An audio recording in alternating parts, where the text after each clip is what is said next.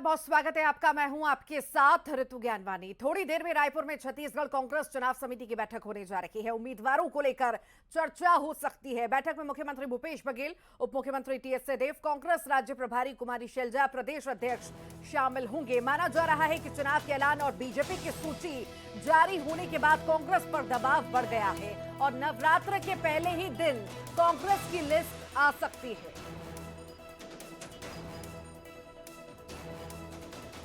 बड़ी बैठक, खास ये बैठक जो है होने जा रही है कांग्रेस की।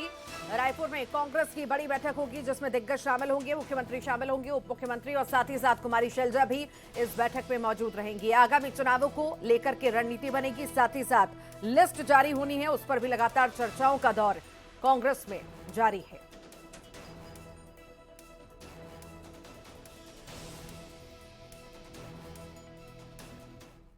अब चुनाव डिक्लेयर हो गया है तो अब फाइनल स्टेजेस में जाना है। 2-4 दिन में हम सीईसी में भी जाएंगे तो उसकी तैयारी हो जाएगी। बीजेपी ने 85 के लिए जारी कर दिया, हम कैसे देखते हैं? वो अपने हिसाब से देख रहे हैं, लेकिन आपने ये भी देखा पहले इनकी पूरी लिस्ट लीक भी हुई या की गई या क्या चाहते थे ये। इतनी बड़ी पार्टी की ऐसे लिस्ट लीक होना तो इनकी कमज़ोरी है। भारतीय जनता पार्टी की पूरी तरह से कमज़ोरी है, हताश हैं ये, और इनके कैंडिडेट भी हताश हैं। कांग्रेस की जो है बड़ी बैठक होने जा रही है। बता दें आपको, आगामी चुनावों को लेकर के लगातार मंथनों का दौर जो है कांग्रेस में जारी है और कुछ ही देर में बड़ी बैठक होगी जिसमें मुख्यमंत्री भूपेश बघेल, साथ ही साथ उप मुख्यमंत्री कुमारी शैलजा, कांग्रेस प्रभारी जो हैं वो भी शामिल होंगी। उन्होंने बयान भी दिया कि पूरी तरह से हम तैयार हैं और जल्द ही लिस्ट भी जारी होगी। साथ ही साथ उन्होंने विपक्ष पर भी निशाना साधा। तो तमाम तरह की बातें जो है उनके द्वारा कही गई हैं और कुछ ही देर में बैठक होगी। बहुत ही महत्वपूर्ण ये बैठक होने जा रही है। तो टिकट बंटवारे पर इस बैठक में चर्चा होगी। कितनी खास ये बैठक होगी और क्या कुछ उसमें खास रहेगा, किन किन मुद्दों पर चर्चा होगी, इसके लिए हमारे साथ सहयोगी ममता लांजेवार जुड़ गई हैं। ममता, थोड़ी देर में बैठक शुरू होने वाली है कांग्रेस की। आखिर कितनी खास ये बैठक होगी और क्या ये माने कि ये बैठक मेनली लिस्ट को लेकर के, उम्मीदवारों को लेकर के होगी? जाहिर तौर पे देखिए अब समय बचा नहीं है क्योंकि 13 तारीख से नामांकन होने हैं और दूसरी तरफ अगर हम बात करें, खुद मुख्यमंत्री भूपेश बघेल कह रहे थे कि बेहद कम समय बचा हुआ है, करीबन 19 दिन का समय ही तैयारियों को लेकर बचा हुआ है और इसी को लेकर अगर हम बात करें तो लगातार मंथन चल रही है और ये तो साफ हो गया है कि 15 तारीख को जो है वो 15 अक्टूबर को कांग्रेस की पहली सूची आ सकती है और चूंकि चुनाव आयोग ने घोषणा भी कर दी है कि 7 नवंबर को पहले चरण के चुनाव होंगे और तो इस लिहाज से भी देखा जाए तो काफी जो कम समय है वो बचा हुआ है। तो अब अगर हम बात करें सीटों को प्रत्याशियों को लेकर तो ये कहा जा रहा है कि करीबन 50 जो सीटें हैं उसमें सिंगल नाम लगभग तय हो चुके हैं, लेकिन ये देखना होगा कि कांग्रेस जो सूची जारी करती है क्या एक साथ सूची जारी करती है या फिर पहली सूची जारी करती है। हालांकि अगर हम बात करें तो केंद्रीय चुनाव समिति की बैठक जो है वो होगी, उसके बाद में जो है वो सूची जारी की जाएगी, दिल्ली से ही ये सूची जारी होगी। लेकिन उसके पहले छत्तीसगढ़ में लगातार मंथन जारी है। अभी कांग्रेस भवन में थोड़ी देर में बैठक शुरू होने वाली है। मुख्यमंत्री भूपेश बघेल उसमें शामिल होंगे, कुमारी शैलजा शामिल होंगी, प्रदेश प्रभारी जो है वो, और बीजेपी के जो कांग्रेस के जो प्रदेश अध्यक्ष है दीपक बैज, वो इसमें शामिल होंगे। तो बैठक को लेकर अगर हम बात करें तो सब अलर्ट पोजीशन में है। थोड़ी देर में मुख्यमंत्री भूपेश बघेल यहाँ पर पहुंचेंगे। लेकिन एक चीज और है कि बैठकों का ये दौर जारी है और ये है कि आज नहीं तो अब तब सूची आने वाली है। सूची को लेकर लगातार मंथन हो रहा है। तो ऐसे में कांग्रेस भवन के बाहर प्रोटेस्ट भी हो रहे हैं। ये जो बैठक है 13 तारीख को जो है केंद्रीय चुनाव समिति की बैठक होगी, उससे पहले हम भी आखिरी बैठक आज माने। और दूसरी बात ये कि जब बीजेपी की सूची जारी होने वाली थी उससे पहले जब सूची लीक हुई थी, उसको लेकर भी कहीं ना कहीं सतर्क कांग्रेस होती हुई नजर आ रही है। अपनी गोपनीयता के बारे में भी ज्यादा सोच रही है।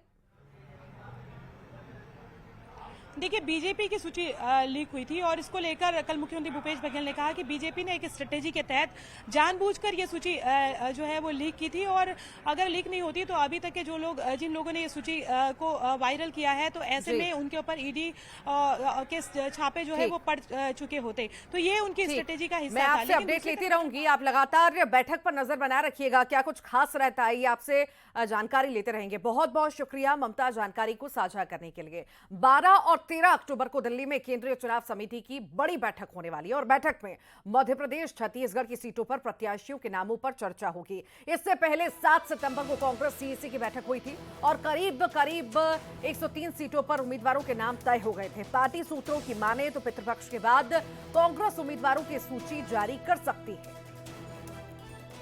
तो 12-13 अक्टूबर को केंद्रीय चुनाव समिति की बैठक हम मान सकते हैं होगी और बेहद ही खास ये बैठक होगी। उसमें प्रत्याशियों को लेकर चर्चा जो है होगी और पितृपक्ष के बाद सूची जारी होगी।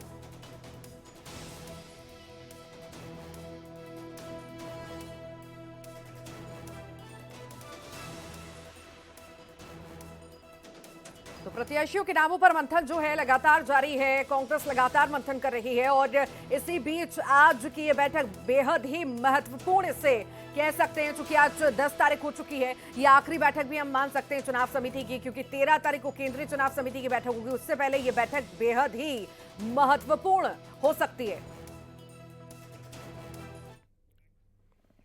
सीएम भूपेश बघेल ने बीजेपी पर वार किया है। ट्वीट कर सीएम बघेल ने निशाना साधा। उन्होंने कहा कि अब गंगा जल पर भी जीएसटी, क्या श्रद्धालु पूजा पाठ न करें? ये बघेल ने कहा है। बीजेपी सरकार की मंशा ऐसी लग रही है, 4 दिन पहले गंगा जल पर जीएसटी लगाया। तो ये बातें मुख्यमंत्री भूपेश बघेल द्वारा लिखी गई हैं, ट्वीट उनके द्वारा किया गया है।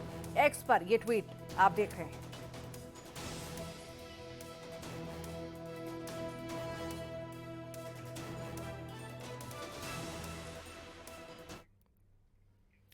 और रमन सिंह ने बघेल पर वार किया है। रमन सिंह का सीएम बघेल पर वार। बीजेपी के टिकट पर बघेल के बयान पर वो बोले हैं। कल तक कहते थे रमन को कोई पूछता नहीं है, कभी भी अपने बयान से पलट जाते हैं बघेल।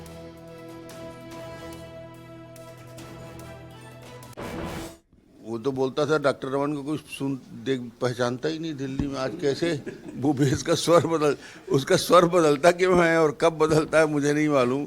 सवाल मेरा नहीं है, केंद्रीय चुनाव समिति निर्णय करती है, जिसमें माननीय प्रधानमंत्री जी, गृह मंत्री जी और राष्ट्रीय चुनाव समिति के प्रमुख लोग रहते हैं, उनके अनुशंसा पे होता है।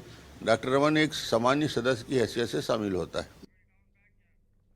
रायपुर की बात करते हैं। बीजेपी की लिस्ट पर रमन सिंह बोले हैं। दूसरी सूची जारी होने पर रमन सिंह ने बोला, बीजेपी के 90 में से 85 प्रत्याशी घोषित हुए हैं। घोषणा के बाद कार्यकर्ताओं में उत्साह है।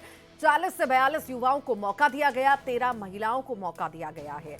ये बता दें आपको कि कल जो है लिस्ट जारी हुई दूसरी, उसके बाद कुल अब जो है 85 अब तक नाम, प्रत्याशियों के नाम घोषित हो चुके हैं। कल की लिस्ट में युवाओं को ज्यादा मौका दिया गया है, दिखाया गया है, महिलाओं को मौका दिया गया है और इसी पर जो है रमन सिंह ने बयान दिया है।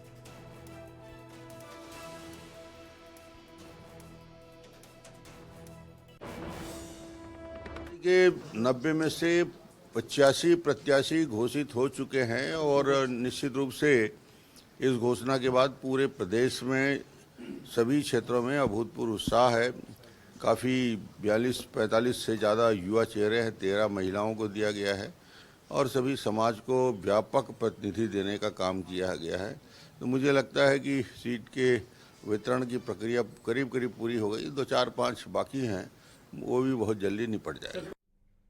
बीजेपी ने एक बार फिर से ननकीराम कंवर को रामपुर विधानसभा से उम्मीदवार बनाया है। उन्होंने न्यूज 18 से बात करते हुए कहा कि प्रदेश में भ्रष्टाचार बड़ा मुद्दा है। साथ ही उन्होंने धान खरीदी को लेकर भी सरकार पर निशाना बोला। देखिए, भारतीय जनता पार्टी ने अपनी दूसरी लिस्ट जारी कर दी है। छत्तीसगढ़ के कद्दावर और आदिवासी नेता ननकीराम कंवर को फिर से रामपुर विधायक से प्रत्याशी बनाया है। इस वक्त ननकीराम कंवर जी हमारे साथ मौजूद है, उनसे सीधे बात करेंगे। ननकीराम जी, पार्टी ने एक बार फिर आप पर भरोसा जताया है, फिर से टिकट दी है, किस तरीके से चुनाव आप लड़ने जा रहे हैं, क्या मुद्दे होंगे? देखिए, सबसे पहली चीज आज की मुद्दा तो भ्रष्टाचार है। जितना भ्रष्टाचार इस सरकार में किया गया है, मैं समझता हूँ मैं अपने 45-50 साल की राजनीति में नहीं देखा था। यानी खुले आम कहीं भी वसूलो। धान खरीदी भी एक बड़ा मुद्दा रहा है। इस बार भी कांग्रेस उसका समर्थन मूल्य बढ़ाई है। क्या इस मुद्दे को लेकर क्या आप सोचते हैं? देखिए, ये सबसे बड़ा भ्रष्टाचार का एक अहम मुद्दा है इसमें। पिछले समय शक्ति क्षेत्र में मैं गया था तो पुटेकेला में एक महिला की 3.5 एकड़ जमीन, उसमें 2 एकड़ काट दिए थे। वो रो रही थी, कलेक्टर के पास में भेजा था, वो भी नहीं मानी और सिर्फ 1.5 एकड़ का धान वो बेच पाई। और आज तो कम से कम मेरे कई पंचायत में इस तरह से पटवारी ने काटा है और लोग लाए थे मेरे पास खसरा नंबर। पर साल उसमें धान बोया गया था, इस वर्ष धान नहीं बोया गया, मतलब उसको कटौती कर रहे हैं। ये हाल है ना, कितना सोची समझी बेईमानी का काम हो रहा है भ्रष्टाचार करने के लिए। लेकिन इतना जरूर है कि भ्रष्टाचार करने में ननकीराम का प्रमुख मुद्दा रहेगा, अहम भूमिका भी रहेगा। तो ये थे ननकीराम कंवर जी, जो साफ तरीके से बता रहे थे कि इस बार उनका चुनावी मुद्दा क्या होगा और आगे चुनाव को लेकर वो आश्वस्त है। विधानसभा चुनाव को वो जीत कर भारतीय जनता पार्टी की झोली में डालेंगे। अब्दुल असलम, न्यूज़ 18 छत्तीसगढ़, कोरबा। महादेव ऐप को लेकर ईडी के रडार पर कई फिल्म प्रोड्यूसर्स और प्रोडक्शन हाउस है। महादेव ऐप मामले में आरोपी सौरभ चंद्राकर ने बॉलीवुड में फिल्में बनाई थी। अब सौरभ चंद्राकर के कनेक्शन ईडी तलाश कर रही है। आपको बता दें कि रणबीर कपूर को समन भेजकर पूछताछ के लिए बुलाया था। इस मामले में जांच एजेंसी ने कई शहरों में छापेमारी की थी, करोड़ों रुपए बरामद किए थे। यह मामला तब सामने आया जब ऐप के प्रमोटर सौरभ चंद्राकर की शादी का वीडियो लीक हुआ था। केंद्रीय जांच एजेंसी जांच कर रही है कि कौन कौन दुबई में हुई शादी में गया था और किसे सट्टेबाजी से कमाए गए पैसों से पेमेंट किया गया था।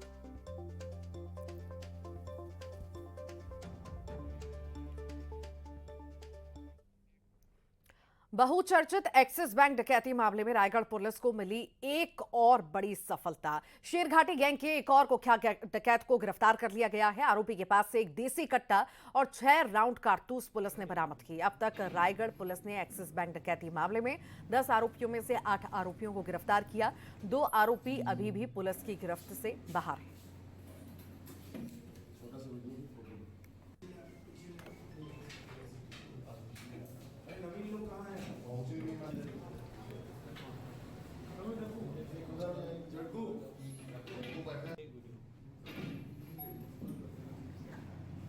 तो एक्सिस बैंक डकैती मामले में और भी गिरफ्तारी हुई है। लगातार पूछताछ होने के बाद जो है और भी कनेक्शन खंगाले जा रहे हैं। अब तक 8 आरोपी गिरफ्तार हो चुके हैं। लगातार लगी हुई थी और हमारे इनपुट ने हमें बताया तो डायरेक्टली फिर एक स्मॉल एक्शन टीम इस बार हमने बनाई। बहुत बड़ी टीम नहीं लगे, जिसमें टीआई कोतवाली और साइबर से हमारे पुष्पेन जाटवर, नवीन शुक्ला और संदीप मिश्रा, सुदर्शन पांडे और जगमोहन ओगरे जो है, ये सारे सिर्फ 5-6 लड़कों की हमने टीम बनाई। और स्मॉल एक्शन टीम ने इस बार जाकर वापस उनके गांव में हमने भेस बदल कर थोड़ा नाटकीय रूप से जो है हमने रेड की। और उसमें हमें, चूँकि हमारे इनपुट ने हमें बहुत क्लियरली उसके बारे में बताया था कि वो कहाँ रहता है, तो घेराबंदी करके हमने प्रॉपरली उसको आइडेंटिफाई किया और उसे पकड़ने में। और इसी बीच बड़ी खबर धमतरी से है, जहां अस्पताल में इलाज के दौरान प्रसूता की मौत हो गई, जिसके बाद परिजनों ने अस्पताल में जमकर हंगामा किया। मरीज के परिजनों का कहना है कि इलाज के दौरान लापरवाही बरतने से मरीज की जान चली गई। परिजनों ने अस्पताल प्रबंधन पर एफआईआर दर्ज करने की भी मांग की। परिजनों का कहना है कि प्रसूता को डिलीवरी के लिए पहले दूसरे अस्पताल में भर्ती कराया गया था, जहां प्रसूता ने बच्चे को जन्म दिया। बच्चे के जन्म के बाद महिला की तबीयत बिगड़ गई और उसे फिर दूसरे अस्पताल में शिफ्ट किया गया, जहां उसकी इलाज के दौरान मौत हो गई, क्योंकि अस्पताल ने इलाज में लापरवाही बरती।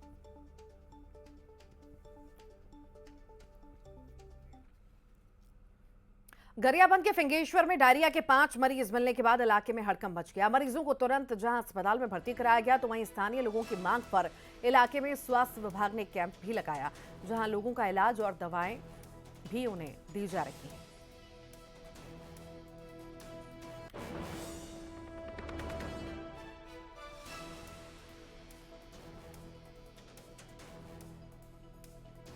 फिंगेश्वर में लगातार डायरिया का प्रकोप जो है बढ़ता जा रहा है और एक साथ 5 मरीज मिले हैं, जिसके बाद कहीं ना कहीं ग्रामीणों में डर आ गया है। अब जो है स्वास्थ्य विभाग ने कैंप भी लगाया और लोगों को इलाज भी दिया जा रहा है। और राहुल गांधी के दौरे पर सीएम शिवराज सिंह चौहान ने निशाना साधा है। शिवराज सिंह ने ट्वीट के जरिए कहा कि राहुल गांधी जी, आप मध्य प्रदेश आइए, बार बार आइए, लेकिन हाथ को जनता का साथ नहीं मिलना है, क्योंकि जनता आपका सच जानती है। आपके झूठे वादों और वचनों से जनता भ्रमित होने वाली नहीं है। 17 नवंबर को आपको जवाब मिलेगा और फिर इस बार मध्य प्रदेश में कमल ही खिलेगा।